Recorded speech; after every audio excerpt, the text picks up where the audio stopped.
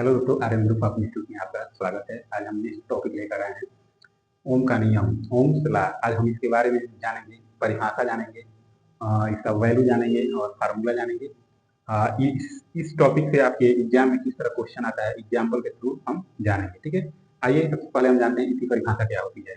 किसी विद्युत परिपथ में प्रवाहित होने वाली धारा परिपथ के विभव के समानुपाती होती है। ठीक है, इसे वेरीफाई कैसे करते हैं आप देख लीजिए।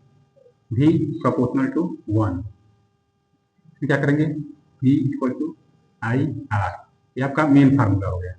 ठीक है, इससे दो फार्मूला और बनते हैं। जैसे मान लीजिए कहीं पूछता है आई धारा का मान पूछता है V अपॉन आर, कहीं आर प्रतिरोध कहीं पूछता है तो V अपॉन आई। ठीक है, इसी से ये दोनों फार्मूला बना है। पहले जानेंगे हम ओम का प्रतीक चिन्ह क्या होता है। जैसे ओम हो गया, इसका प्रतीक चिन्ह क्या है, यही है।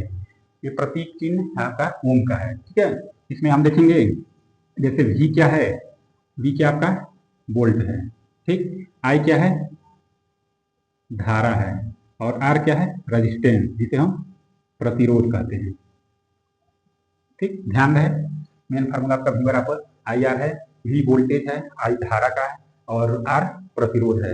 अब इससे एग्जाम में आपका कैसे क्वेश्चन आता है, ठीक है, हम एग्जाम्पल के थ्रू जानते हैं। जैसे मान लीजिए एग्जाम्पल लेते हैं, कहीं क्वेश्चन दिया है, प्रतिरोध दिया है आपका 5 ओम, ठीक है, और धारा का मान दिया है आपका 2 एम्पियर, एम्पियर का प्रतीक चिन्ह है। ठीक है, तो हमसे क्या पूछ रहा है, वोल्टेज का मान पूछ रहा है। ठीक है, ये आपका क्वेश्चन हो गया और इसमें आपका वोल्टेज का मान पूछा है। आपको पहले से बताया है कि इसमें से आपका जो 3 वैल्यू है V I R, इसमें से कोई 2 देगा और एक पूछेगा। इसमें देखिए 2 मान दिया है और एक वैल्यू पूछ रहा है, तो V बराबर क्या होता है, V बराबर I इंटू आर। I का मान हो गया 2, R का मान 5 है। अब क्या हो गया, 10 वोल्ट, ये आपका आंसर हो गया। ठीक है, तो आप एग्जाम्पल के थ्रू जान में कैसे क्वेश्चन आता है। आपका मेन फार्मूला यह है, परिभाषा यह है। इसे अच्छे से आप देख लेंगे, नोट डाउन कर लेंगे और इसे समझ लेंगे और एग्जाम्पल के थ्रू आप सवाल लगा लेंगे।